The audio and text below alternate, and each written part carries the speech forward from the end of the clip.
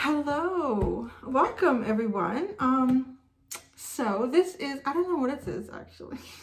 I don't know what it is. So unprofessional, I'm so sorry. So anyways, you know what it is? It's my birthday, the day that I'm making this and releasing it. So yeah, I want to say I'm doing it like a hobbit. I'm having a birthday, so I'm giving something of me to you. Isn't that what the hobbits did in Lord of the Rings? Yeah, they had to celebrate and give a present for everybody. So that's what I'm doing.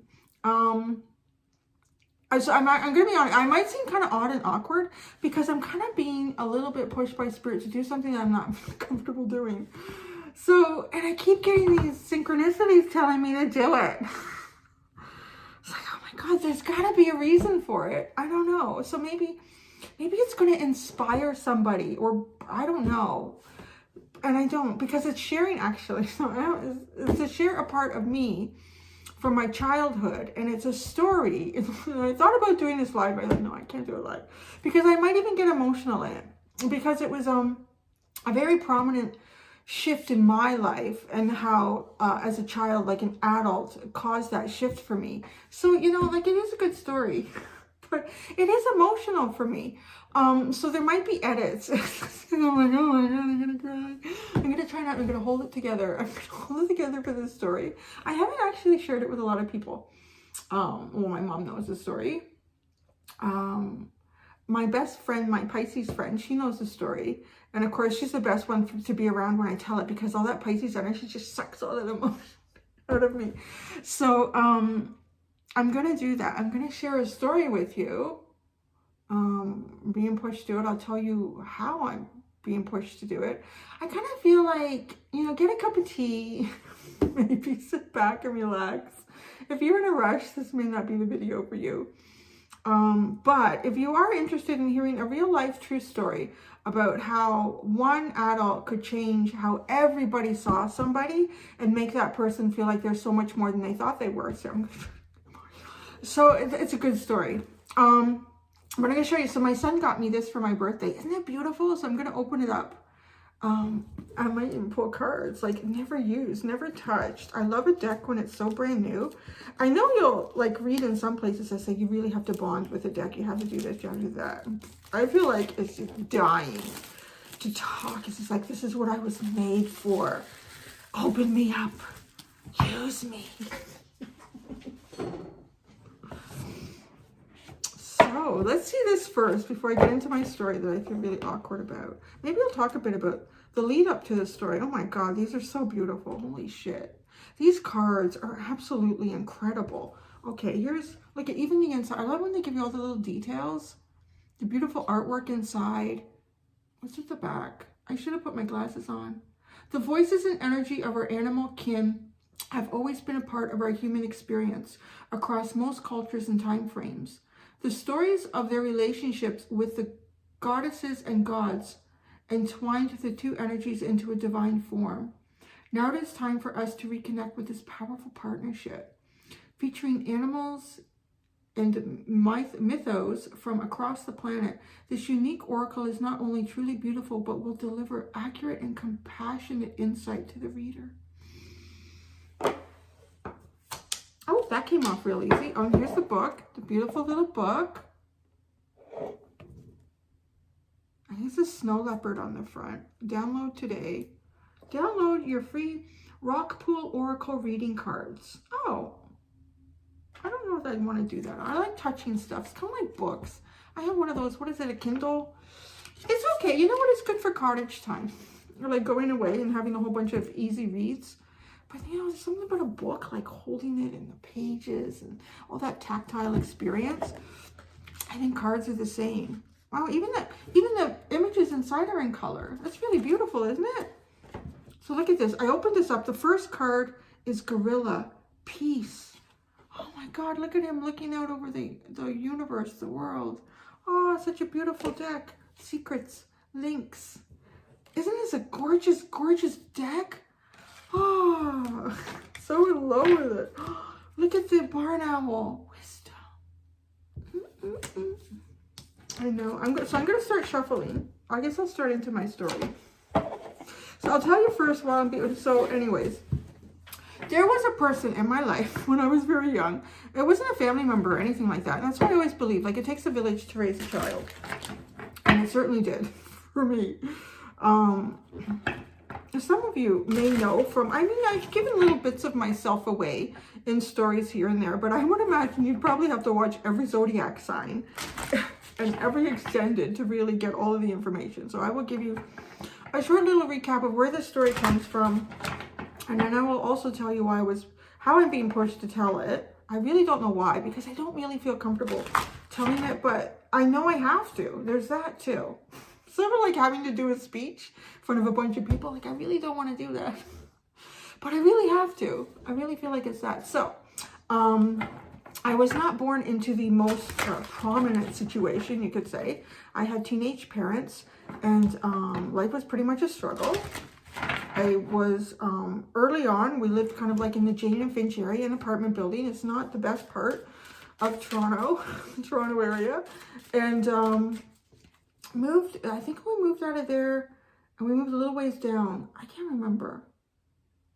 Kipling, I don't know, something like the Kipling in somewhere. Probably doesn't mean much to most people, but if you are from the Toronto area, you might know. And anyways, I think I just did kindergarten. Did I do kindergarten in grade 1 there? Didn't know. My parents didn't know. It wasn't a great school. They weren't really teaching us shit, or I wasn't paying attention. It was probably a little bit of both, to be honest. So anyways, we did move, and we moved to a community called Mimico, which is kind of like part of Etobicoke. It's within Toronto, and not a very affluent area, to say the least. But through the help of family, my parents were able to buy a very small house there. And when we got there, it was a better school, luckily. So there was that. It was a much better school. And they identified very quickly that I couldn't read yet. I was actually going into grade 2, and I couldn't read. I don't know. Like, I'm a kid. I'm having a good time. And to be honest, like, my parents were always like hand to mouth, working really hard. Don't imagine. Well, I know they didn't have the privilege that I've had with my son to spend time with him, be like a stay-at-home mom. That was not a gift that I had, but it was a gift that I wanted to bestow upon my own child. So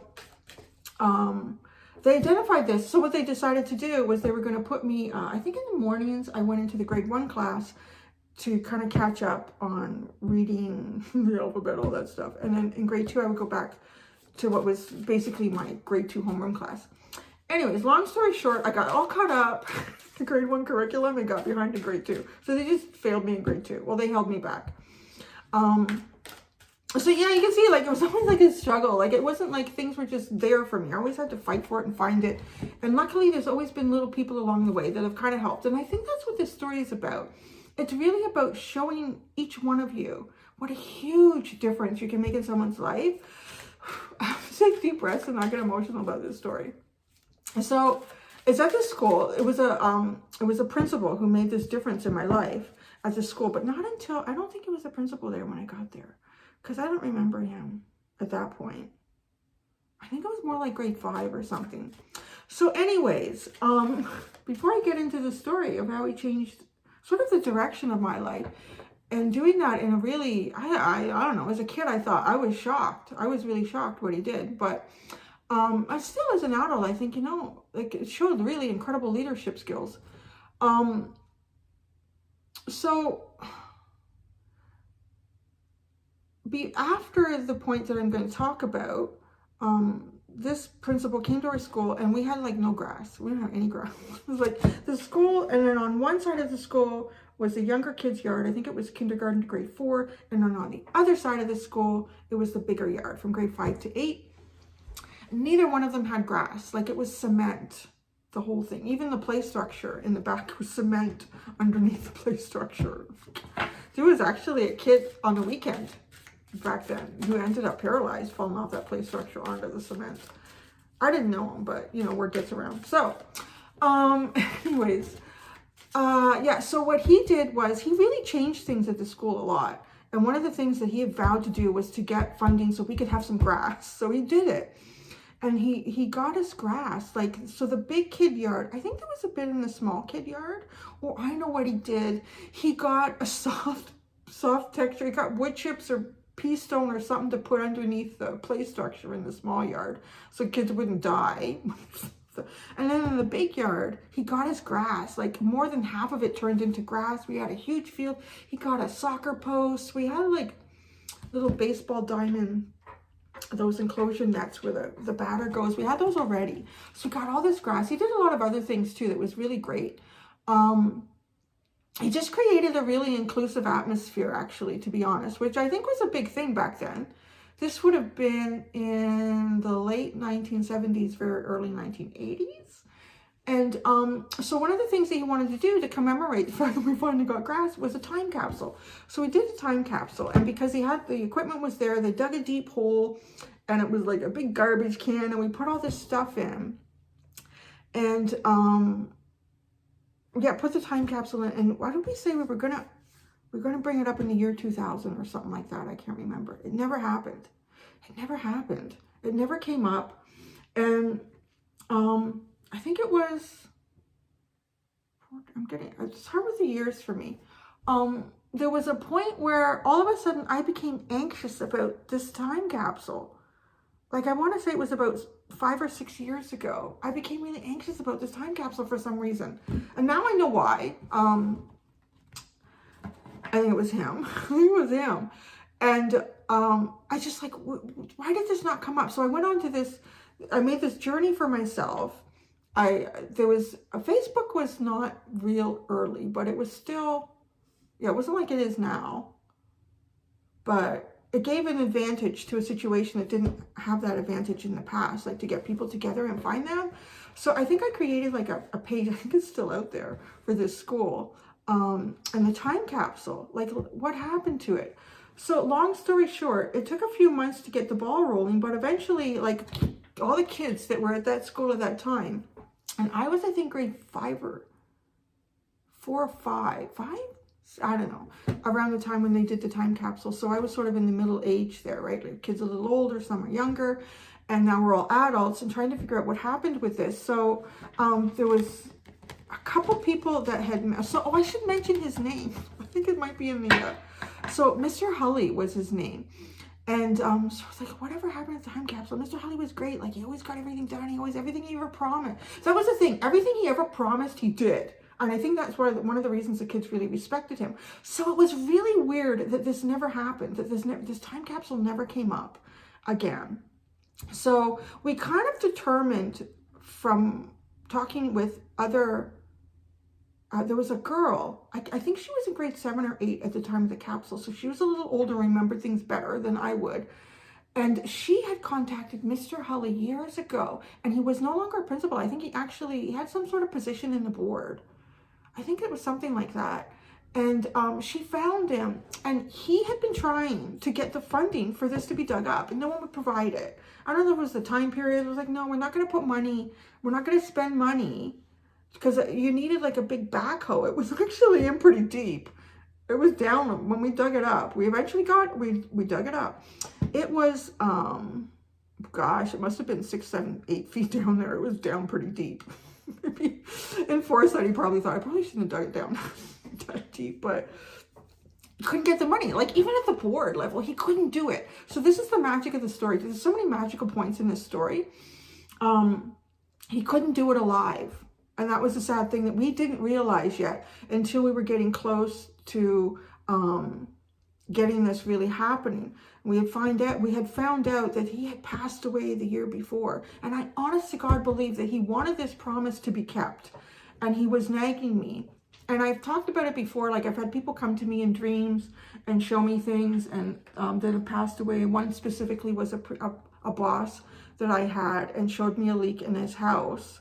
And I didn't understand it. Contacted his wife, and lo and behold, she was getting ready to sell the house and couldn't figure out where this leak was coming from. So I kind of feel like I'm like that. And I guess maybe I was the way he could get this going. Like, nag me. I don't know. I don't remember him coming to me in dreams, but I just felt so compelled, like I had to do this. And so anyways, long story short, which I think is probably too late at this point, I haven't even pulled out any cards. Oh, look at this. I love it. What is this? Protection. Oh, the lioness. Maybe I'm being protected during this story. That's beautiful. he had passed away, but he had given the map to this girl that I had just talked about, who was in grade 7 or 8 at the time, because she, while he was at the board, was talking to him. So he ended up, I don't know if he just felt like this is not in my hands anymore. He gave her, actually, he'd make he made a hand-drawn map, everything he had about this, he gave to her. So then she forwarded it to me through, like, you know, like taking a picture of an image and emailing it. And then so I had time. So I was a stay-at-home mom, and well, I think my son had just started kindergarten. He was in, his first year in kindergarten. And so he was at school. So I thought, you know, I'm going to drive down there. So the school that we had gone to was no longer a school. Well, in a sense, it had become an adult learning center. And across the street used to be Mimico High School. And then that became the public school, the elementary school. So I went to it was John English Public School.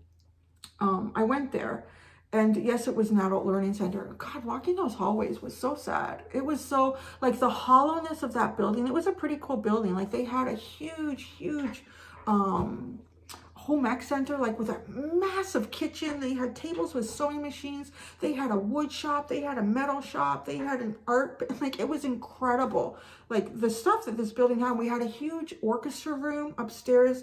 Back then, like, you could learn in elementary school any instrument you wanted. We had everything from saxophones and cellos and basses and violins and violas and, like, everything. So it's all that just sits there now. Like, nothing's being done with it. It's really sad. So anyways, I'm walking the halls and kind of feeling like, you know, I don't think I'm going to get any answers here. I actually came across a couple of people. I didn't remember them, but they had been teachers back when I was at the school. And maybe they were really, I guess they were really young at the time, but they were working there at the Adult Learning Center. And one of them said to me, they said, you know, where you really need to go is to the high school, because that's where the school actually is now. Like, any administration or anything is over there. So I went over there and ended up talking with the principal there. And, like, nobody knew. And this was the other thing that I learned, how fast local history fades away. Or did he know? I can't remember.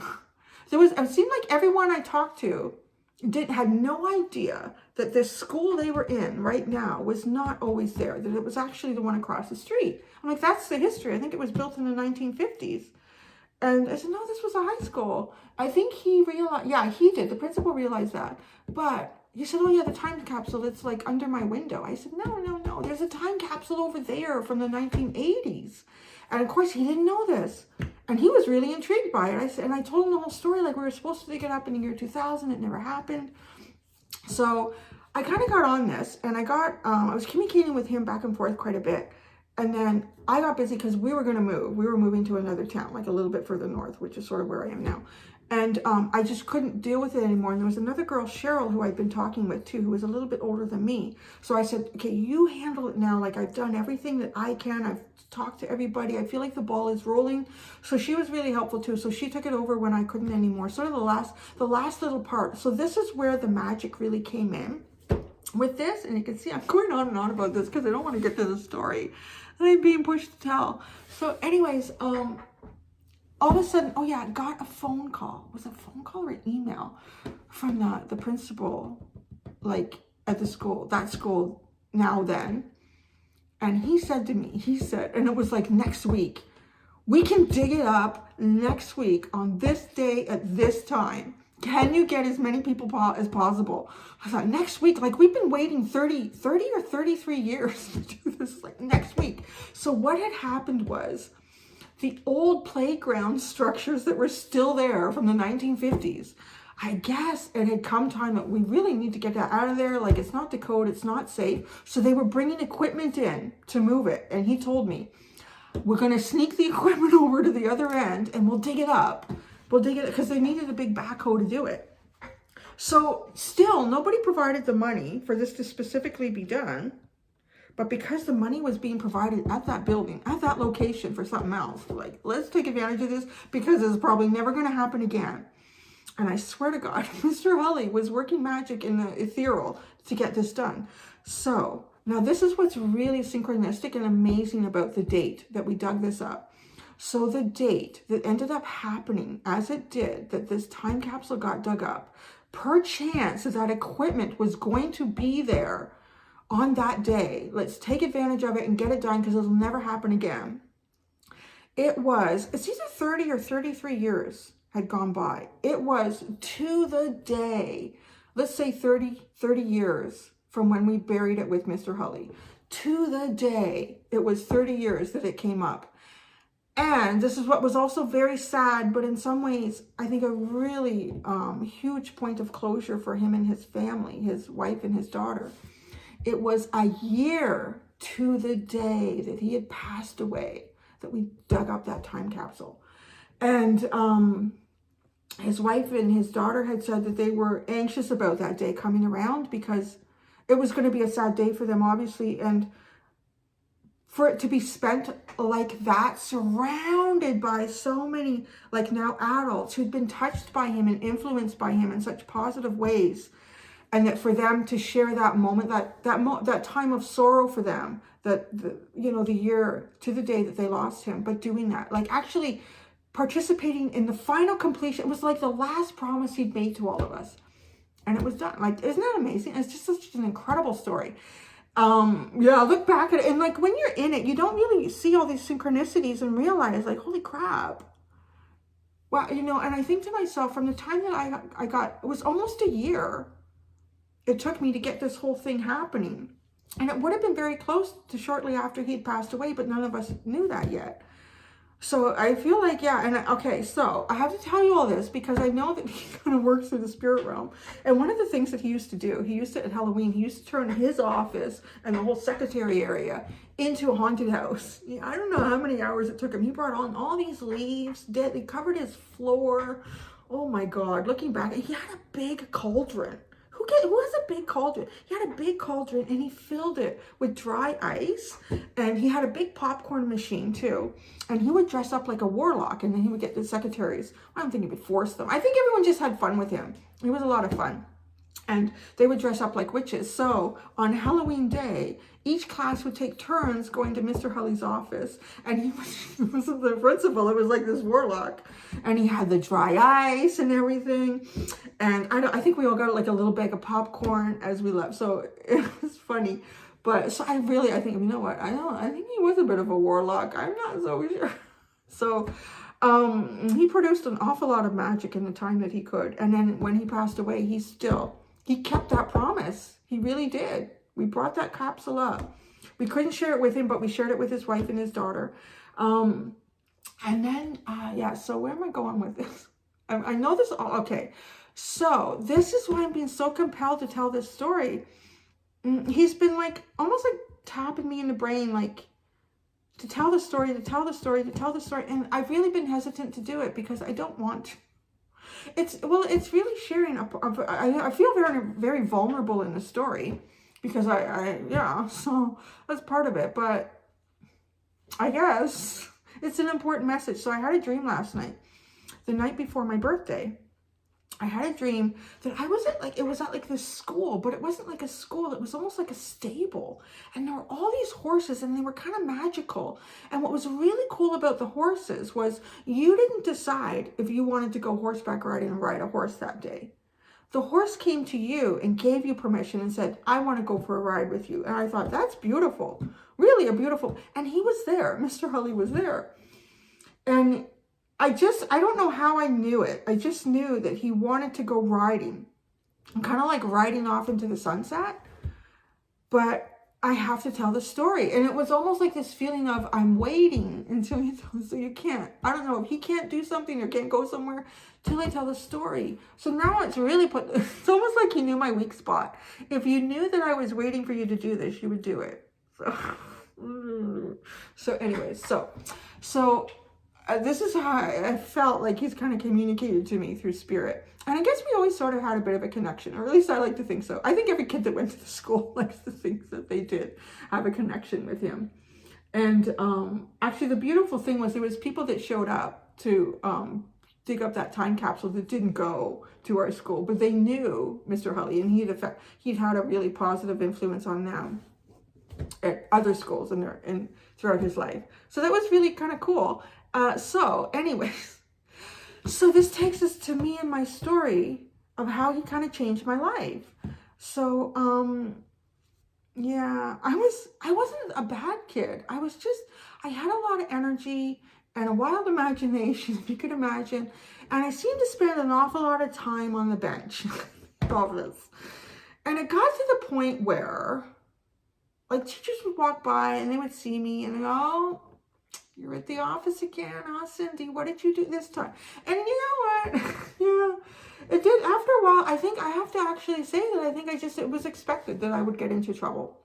And so I think it was just easy to get into trouble because nobody expects me to do anything better. It's just easier too. Like, it almost kind of felt like, in a way, being under the radar by doing that, because I wasn't elevating myself to something that wasn't expected. This is what's expected, so this is where it's going to go. And it was never really bad stuff. It was usually just getting like too excited, acting out. Yeah. So anyways, so they had this, what was it called? It was called the Student of the Week.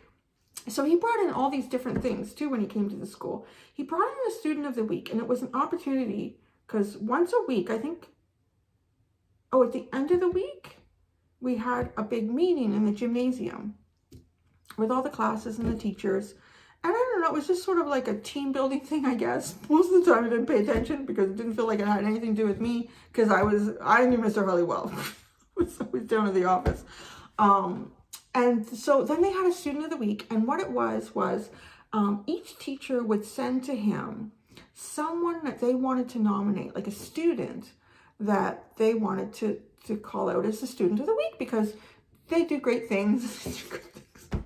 That's also why I never paid attention, because I know it wasn't going to be me. It was probably going to be Amber or Catherine or Jeffrey, Cindy.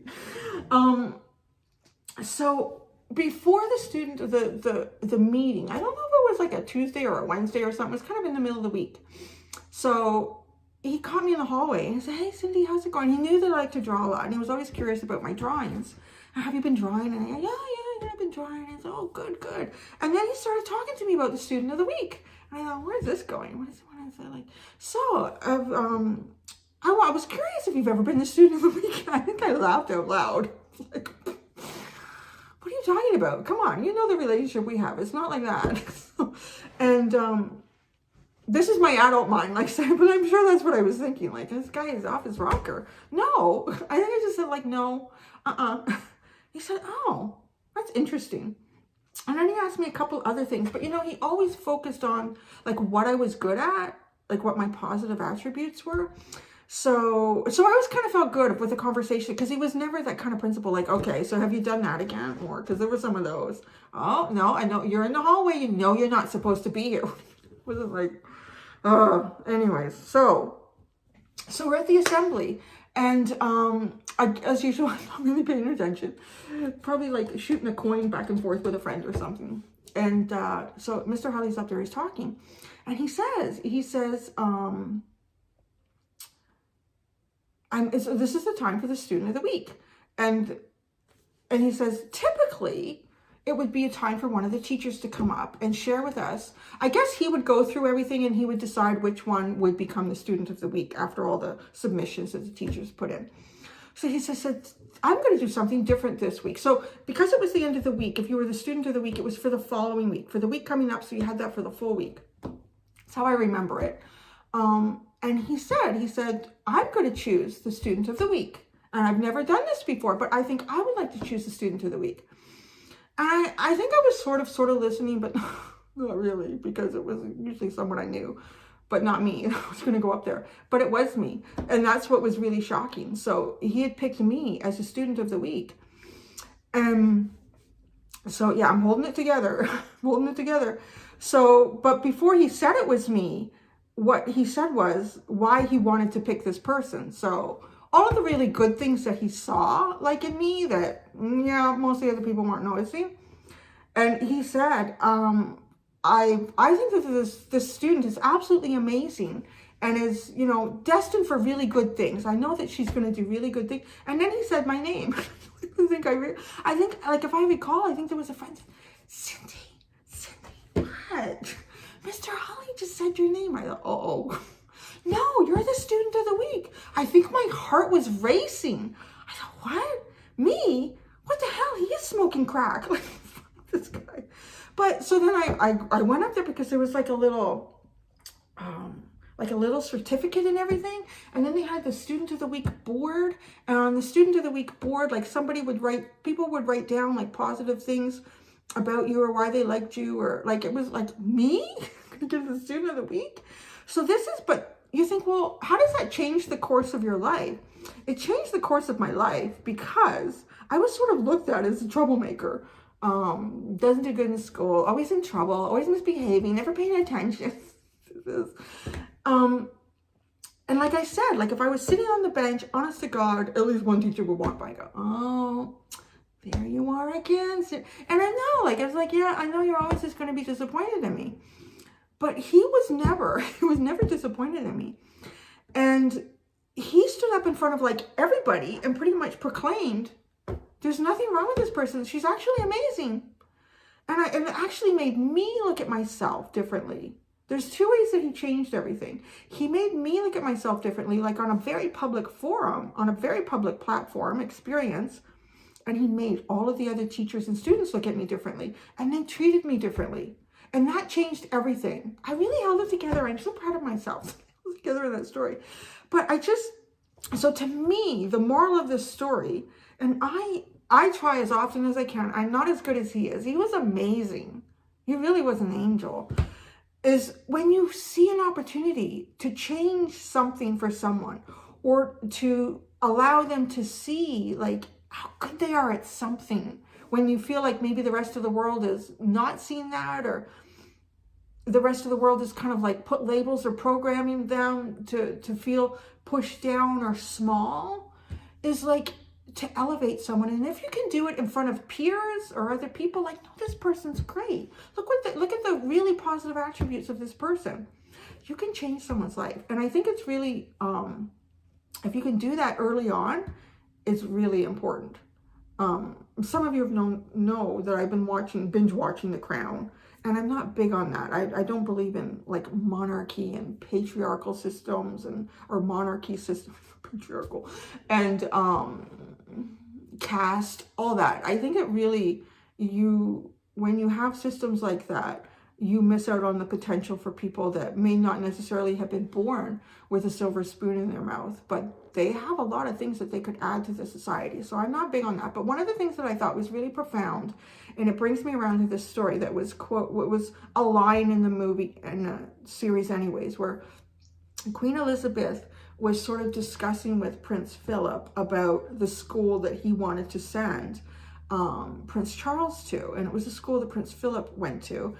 And once you realize his background, I mean, why he really wanted to send him there was because it was really the only family that he had. And it was a place where he felt elevated. So he was hoping it would do it for his son, but it wasn't the right place for him. And Queen Elizabeth saw this. And one of the things that in the line I thought was really, really poignant was, you know, think about, what is it? Damaged children can become broken adults, or broken children can become damaged adults, whichever way you want to run that.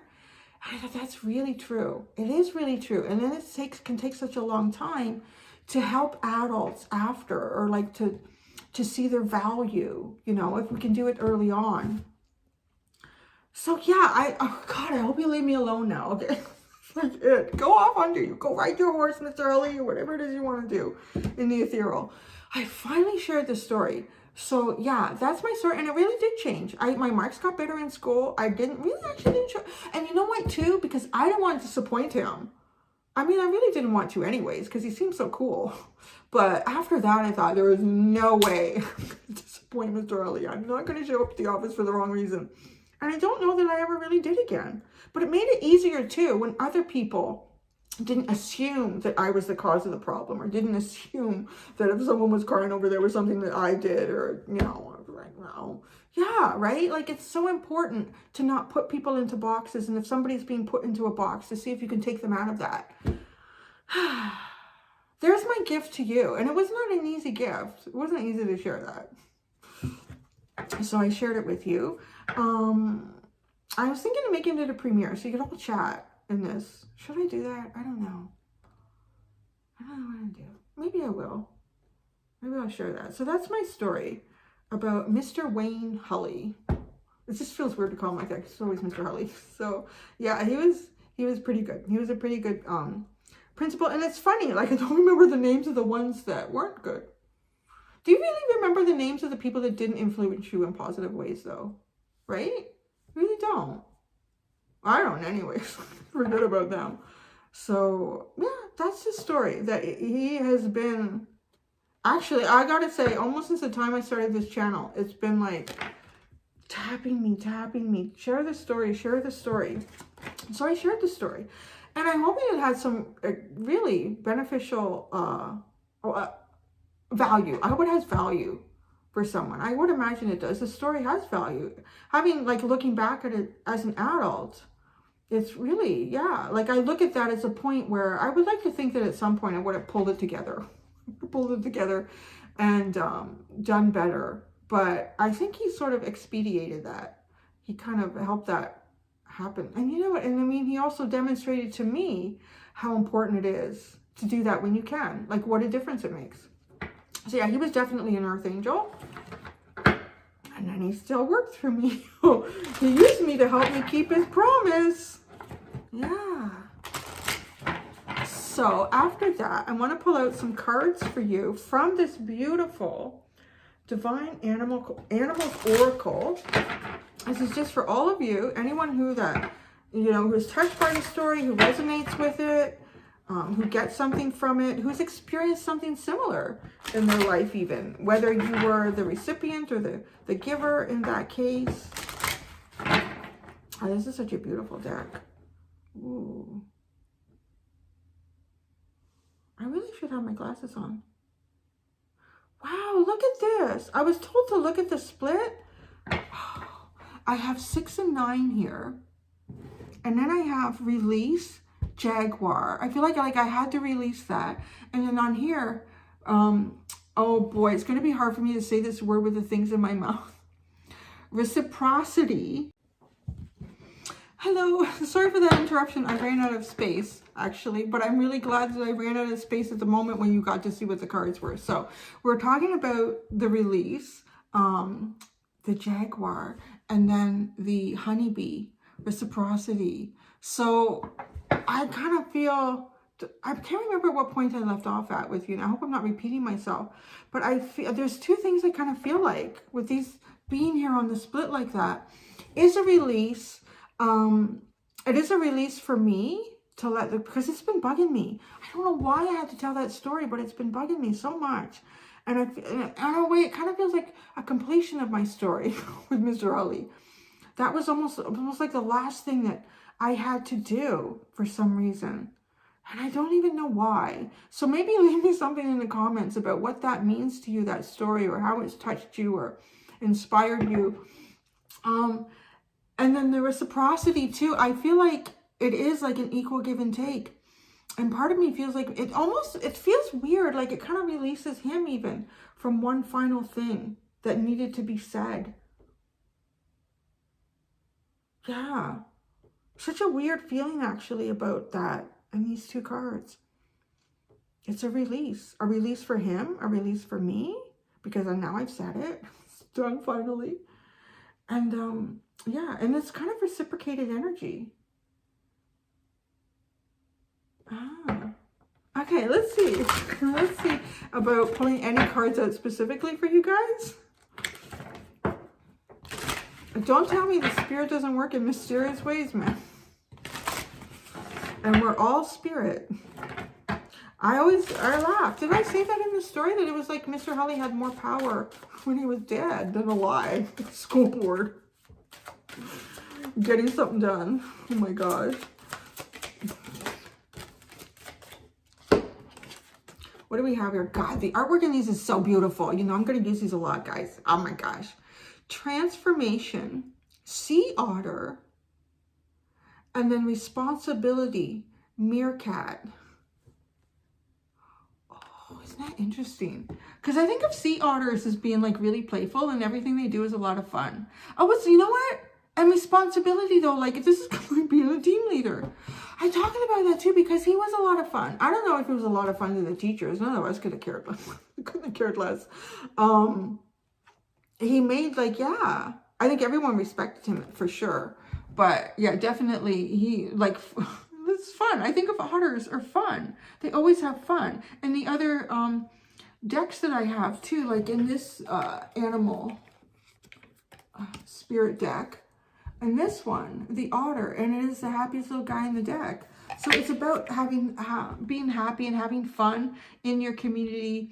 You can also be a leader when you do that. Responsible. You can also be responsible. Sometimes having fun is being responsible. Oh, yeah, what is he doing? All those animals are white. And the meerkats are giving them all of their distinct patterns. Allow each of them to stand out for who they are. Oh, that's something else I want to talk about. So one of the other, so the main message, the main thing that I got from watching The Crown, I mean, there's so much in there, like historically, whatnot, was also really fascinating. The main message that I got from watching The Crown was not everyone is as strong as you are in the same element that you are strong in. And that does not make them weak. That does not make them powerful in their own way. And that seemed to me, watching The Crown, a repeated theme over and over and over again, where there's a certain thing expected and it needs to be done this way, and you need to conform to that and be that. See, this brought that up for me. Like people don't need to conform. There's actually a lot of beauty in recognizing the strength that you have in something, but someone else doesn't have strength in that, but finding what they do have strength in, because everybody does have strength in something. Wow, this card is so great. What a great story, I guess. Oh, look at where we ended, where we started. We ended where we started with the big gorilla butt. I just want to pinch his little cheeks. He probably wouldn't like that. Yeah, it probably wouldn't go over well. Oh, he's looking at her piece. Reminds me of a drawing. Oh, no, you're not looking at me again. This is like, it reminds me of a drawing. Like, he's still there. He's still he hasn't left. He hasn't left the reading. You can go down now, Mr. Hulley. I think our work is done here. You can go. Don't force me to do any more stuff. This reminds me of a drawing that I did of a gorilla. I did it in charcoals. I'm going to post it. Because I am a visual artist. I just haven't done it in a while. I haven't had time. And it was a gorilla, and it was like two heads, and one was sort of like, one is like the calm gorilla, and the other one is like, you know, like the big coming out, and it's all about like the beast within. But to me, there's also like a rope that's sort of like hidden in this drawing that I did, or no, it fades, I can't remember now. And it is about like to me, this is like such a powerful animal. It's such a powerful ancestor of man, and like belittling it. It's so belittled when, you know, we put them in zoos and we tie them up, and this is such a powerful beast. So strong, so powerful, very intelligent too. This is like the king. And just, you know, some of the ways that we function as humanity sometimes, we belittle some of the greatest things on earth. We really do. We belittle some of the greatest things on earth. Okay, that's it. That's all I got. That's my birthday. So I'm not going to do any other videos today. Because I got some plans, yeah. My plans are funny for COVID. This is my second birthday in quarantine. And actually both birthdays being experienced at a period of like a lockdown for where I am. And not like lockdown. You can't leave your house. You can leave your house. I went to the grocery store the other day. Oh, they had an air conditioner got installed at the house because the house didn't have one. So I was kind of nagging the real estate agent who leased me this house. And she's super sweet. She's really nice. And it got booked. So they came and did that. They didn't really have to be in the house at all, just to turn the thermostat on once. So that wasn't bad. I like sprayed everything, disinfected when he left. So yeah, there was that. That was excitement. And then at 2 o'clock, I'm going to sit down and talk to my mom on the phone. So we're going to have a little girl talk. And then at 3:30, I'm going to take my little dog Lily for a walk. Down to my best friend, my little friend, my little Pisces friend, down to her house. We're going to sit 6 feet away in her backyard and have a little glass of Chardonnay. She said it. And then I'm going to come back. And my son wanted his dad to take him to get a specific type of food for me because he can't cook dinner. Well, he could. Well, I'm limited to what I could chew. If my son was going to cook me dinner, it would be a steak dinner, but he can't. So he told his dad he wants to go and pick something up for me. And so then I'll have that. So I have like my big plans.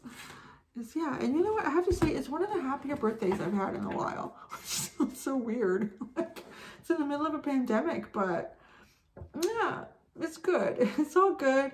And I feel like a sense of relief, actually, too, sharing that story. I don't know why I have to share that. But there's a reason, obviously. There's all sorts of things that happen, and you don't know why until maybe later. So there, I shared that story. It's really a beautiful story. Yeah, if it wasn't for him, I would have hated school completely. I remember I had friends that, when I grow up, I'm going to be a teacher. Like, when I grow up, I'm going to run as far away as I can from this. So, which is really funny, because then I go there and I lunch monitor. But I'm not one of the kids, so it's not so bad. All right, that's it. That's all I got. I hope you enjoyed the story. I hope you enjoyed this deck. Isn't this just freaking beautiful? I am in love with this deck. Like, it's really got me going. I don't know. What other cards can I show you here? Armadillo. Like, the artwork and the colors. Raven. Red-crowned crane. Oh, yeah. The birds are all making out on my back fence now. The mourning doves. Oh, they are cute. Oh, my God. They, like, look at each other and they're, like, preening each other. Like, cool. So cute. They're all in breeding mode. Aw, dog, companionship.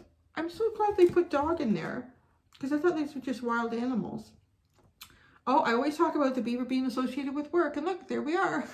Beaver working hard. Wolverine. Owl. So the snow leopard is the watcher because that's on the cover. Bison. God, aren't these beautiful? Tell me you're not in love with this deck. Oh, Tarantula. Look at all the webbing. Oh, this is pretty. I like these colors. Such a pretty kitty. Secrets, the links. Why am I hearing ding dings? I don't know. Somebody sending messages to something. Rhinoceros. The goat. You know, sometimes I think about, oh, hello, Anubis. How are you? Oh, he needs 44. The jackal. I like this deck. Snake creation. Ooh, look at how the snake is wrapped around the human heart. It's almost like it's part of the valves of the human heart. Stability, the sea turtle. The bull. Aw, the fruit bat, which is also the flying fox. So cute. The shark. Is that one eating her? Oh no. What is going on there? I'm not too sure about the picture. Or maybe she's half shark. I'm not sure what that is. Butterfly.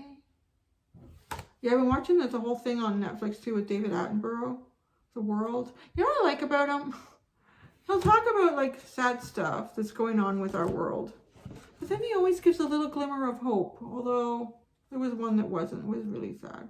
I can't remember what the animal was. It was one of the last episodes. I think it was somewhere in South America. And they were cute. They almost looked like a cross between a dog and a monkey.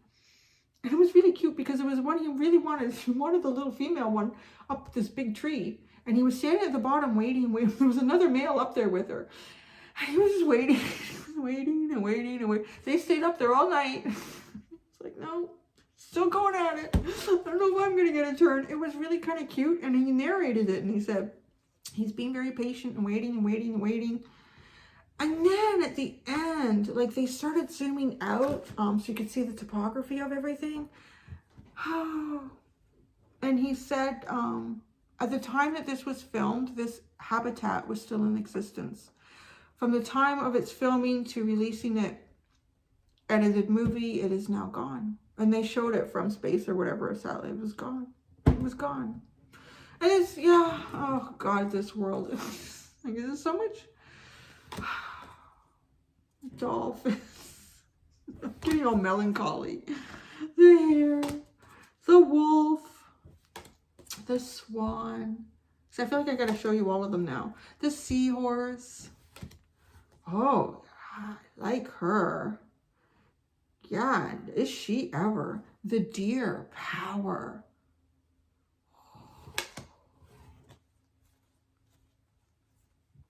The I'm moving to the chameleon. The peacock, prosperity.